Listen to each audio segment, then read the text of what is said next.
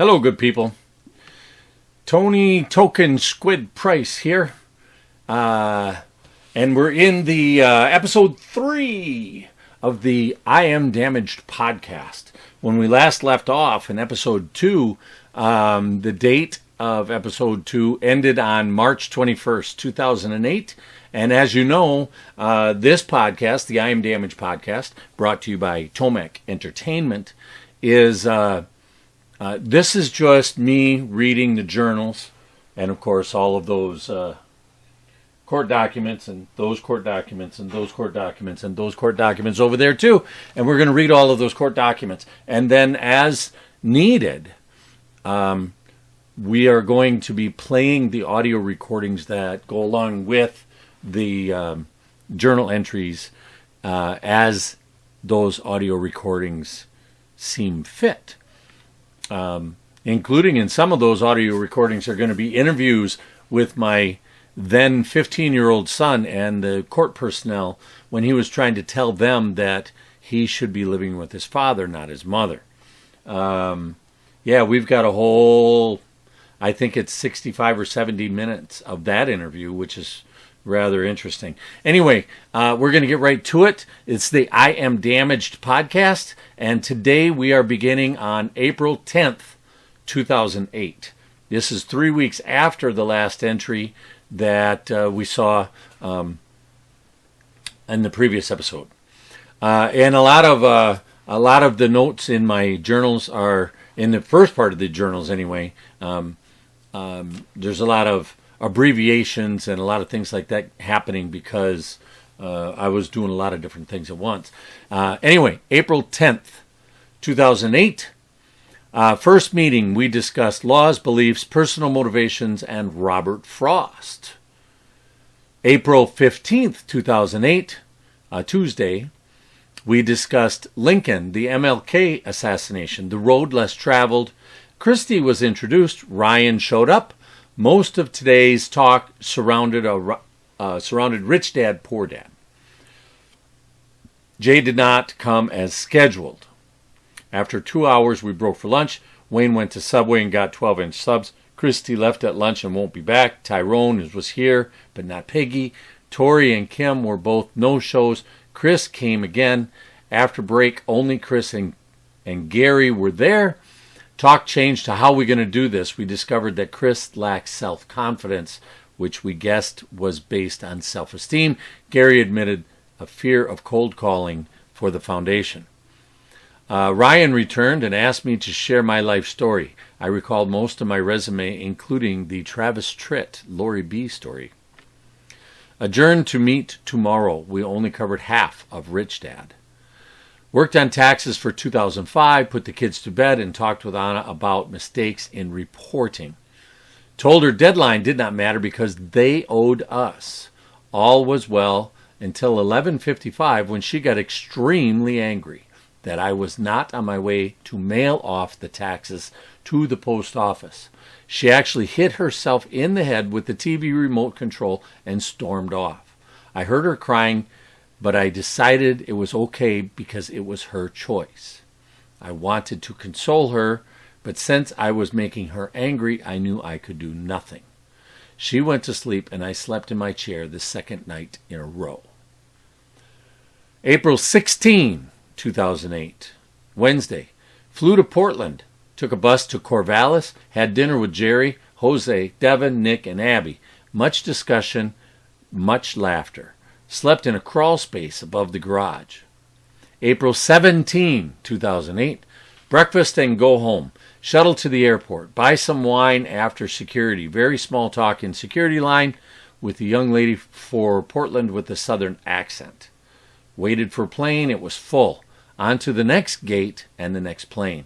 It was full, and the same supervisor's gate agent basically said, "Good luck tomorrow." Talked with another gate agent and got on my computer, my PC, looking for a ride home. Called non-rev on the phone, and she told me about Alaska Air flies to Seattle every half hour. Alaska desk, baggage handler, working ticket desk, very helpful, on the plane 30 minutes later. RA of K, that is Random Act of Kindness, in Portland. I ate at Wendy's. While waiting for food, 2 more people ordered. Then I told the cashier about RAK, and I paid for the next guy who would come through. I sat down to eat where I could watch. They talked about nothing else for half an hour. Reported this at the gate when I stopped to eat, but no one came to the counter. In Seattle, Randy L. and called Randy L. and said hi. Browsed a store looking for stuff for my kids and wife. I took a sharp nap, then looked again, looked for a long time at books.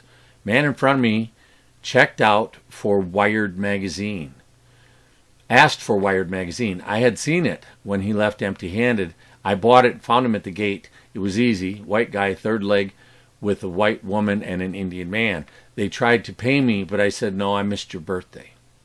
At 12:45, I was given boarding pass for the plane home. Sat between 2 women in their 20s.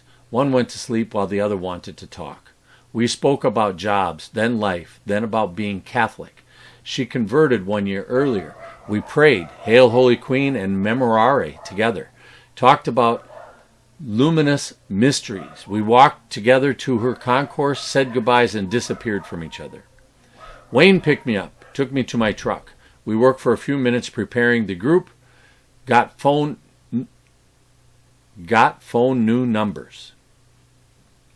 Didn't matter. They came, but no one listened to me. I went home and slept in my chair. April 28th, 2008, Monday. Stupid fight with Anna. She was mad because she had taken Tecla to a naturopath who told her Tecla had Candida and restricted her diet to omit sugar and carbs in all their forms. Well, Anna told me to give drops to Luke and Tecla, implying they were both sick. The next day, she told me to give Luke a sandwich, implying that bread was back on the menu. I shared a bagel with Tecla, which caused Anna to be angry. At one point, she called the naturopath and had me talk to him. While he did not approve of the bagel, but he also condemned the sandwich. I let her stew for a few hours while I worked on PCs, then challenged her to explain why she was angry. She would hold her anger for about an hour, and then she'd threaten to leave with the kids. This was a magic button. That's when I got angry and stood up. I told her she would regret, with passion, the fight that she would get if she tried to take the kids. She did not hear any of it. She was too busy being afraid. I calmed our discussion to find what was truly bothering her. I concluded 2 things, one open, one hidden. The open problem, she wants security, stability, and routine. This all by itself is absurd since she doesn't have the same schedule 2 days in a row. The second problem is she's afraid of flying. As a matter of course, she will become angry after work every day. April 30th, 2008, Wednesday. I was still upset about the fight with Anna and her threat to take the kids. Does she not realize how much damage was done to Stefan because I was not in the house with his mother? Then it hit me. She could not make me angry any other way. She had to hit with the kids. I resolved on this day that she threatens to take the kids. She is only trying to make me angry. For this reason, I have concluded that all arguments with her are merely attempts by her to get to that threat so she can hurt me. The result is this: she cannot hurt me anymore. I will now make all her arguments a challenge for myself to see how quickly she will make the threat. Then I smile, having won. I know she will not take the kids. I pray I always have this strength. On Friday, May 2nd, 2008, Anna and I discussed building a restaurant where the Egan house now sits. It will take some time and effort, but this seems to be the way to go. Our initial plan includes 2.5 stories of casual forming and elite moving forward upwards. Moving upwards. Formal and elite moving upwards. I have walked off the land and I see that this is feasible. Anna gets excited whenever we discuss it. However, we disagree on the piano. She wants it.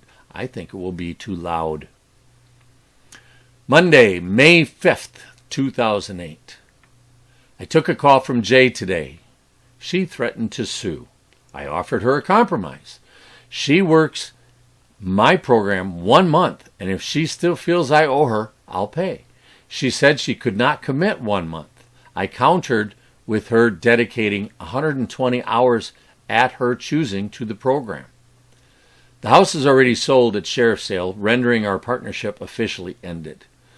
I'm sure that she will see how far-fetched she is. She asked for $50 to buy tabs for her car. I put my offer in writing and had her sign it with the money. The letter also stated she would get no more money from me. Saturday, May 10, 2008. Wayne sent me an email today telling me of my financial shortcomings and how I needed to pay people living in the house.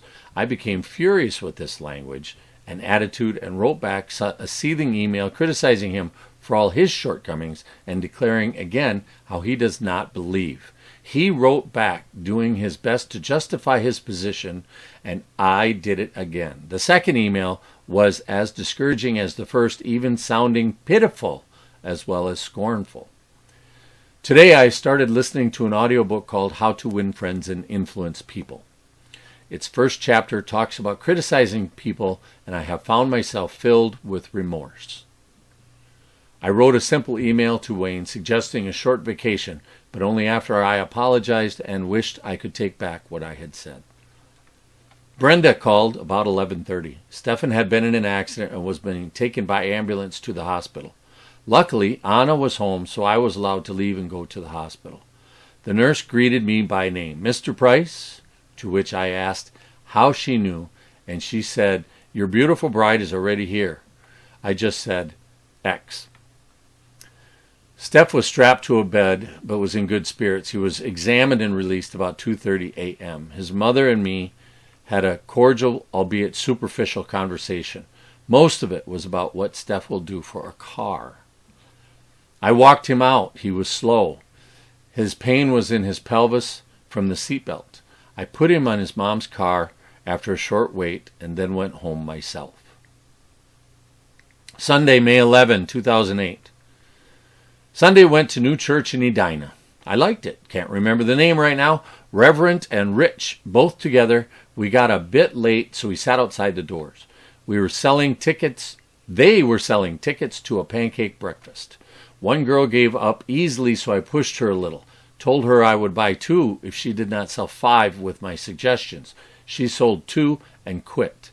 My mother was in the hospital since Friday, so I called her while driving. Sounds like they will put in a stint on Monday a.m. I have been trying now to practice what I preach, and I believe that we have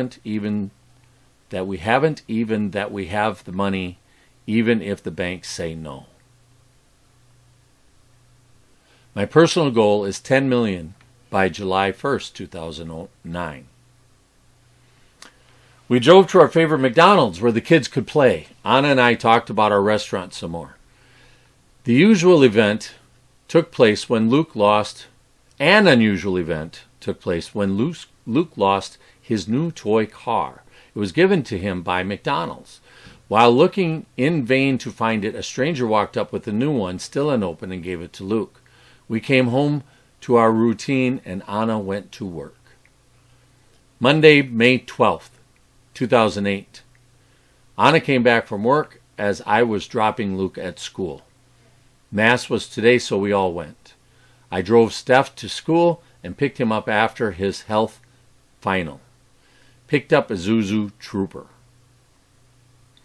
May 14, Wednesday. Took all 3 of my kids to Dr. Benham. 3 cool adjustments. Stefan in the front listening to me to tape 3 of The Secret. I discussed with Steph that he could have whatever he wanted. I asked him to work with me for 2 months. May 15, 2008, Thursday. Picked up Steph to go back to go pick out cars. Good day. Eric came along for the ride. Steph drove a Grand Prix, then we picked the colors. Turns out he likes blue a lot. We had lunch at OCB where I started teaching about getting your dreams. Eric said, I like you. A man at another table overheard our talking, told us of his books he has written. He gave me a copy. I told him I would study how to sell it. May 16, Friday, 2008. Luke has been sick since Tuesday, coughing all night, spitting up mucus, slight fever, no fun. May 20th, 2008, Tuesday, took Stefan and Eric along to Red Wing, chiropractor, and a couple customers made arrangements to install Kayvon's new computer network. Stefan became angry when I asked Eric a second time if he wanted a beverage. Never heard him shout like that before. Created the idea of writing the Rags to Riches book in about 15 chapters, then teaching one chapter at a time to a group of VFWs, etc. Spoke with Nathaniel about recording all this. He liked the idea. May 21st, Wednesday. Fell asleep on my chair last night while trying to migrate files and prepare our own network. Anna woke up angry today. 2 hours later, she's still mad and I still do not know why. I pushed for a reason, always remembering it's not so bad and is that all you got? But she really pushed. The best I could get from her is that I'm not taking care of the family. We made a list which included house, food, entertainment, and utilities. I posted this list in the kitchen. When asked where all the money is, I told her she is driving a new truck. Then I told her to give me the keys since she never thanked me for it. She said I must have shit in my ears. She still did not thank me for it, and she still wants to know where all the money is. I said we argue in front of the children to show them that we have differences and that we can resolve them. I asked how we can resolve this one. She said the clinic on 98th Street has a behavioral therapist and I should go see one. I told her okay. I said key because they came up, but I believe they're all still silly. 1. I bought 4 rolls of toilet paper from a convenience store, not 12 rolls from a department store, apparently because I did not have the money. We have moved 7 times in 9 years, even though 4 were counted for the last 9 months and 3 before Luke was born, and all 3 of those to bigger and better homes. 3. I spend too much time working and not enough with family. See number 1. 4. She works too much and will cut her hours because I can take care of the financial obligation without her help. See number 1 and number 3. Number 5. I do not take care of the children, which is why Luke is sick, even though I follow her instructions. Number 6. I dress the kids improperly summer clothes in winter and vice versa. Number 7. I stayed home to find out why she was angry and did not go to work, even after her threat of, if you don't go to work, I will. I told her I would get an appointment ASAP and excuse myself to go shower and go to work. Now it's noon. Postscript. While in the shower, I realized that while she did not get her way, she still had control. She had my mood. The more I thought about it, the more I began to laugh at myself. I got out of the shower in a good mood and wrote a nice poem called Marriage and went about my day.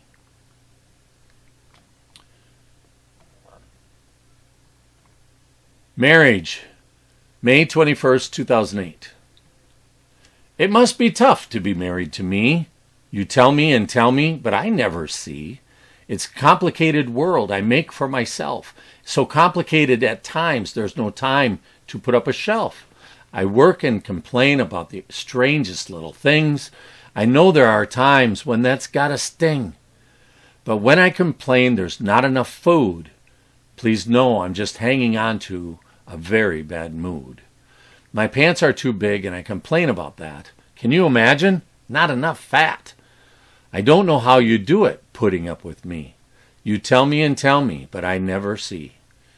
You have all the things that will keep you alive, but with hugs and kisses, I'm short about 5. Our children are perfect, no man wants more, and my favorite times are wrestling on the floor. We're just getting started, just past 9 years. Sometimes I want to quit. I cannot count the tears.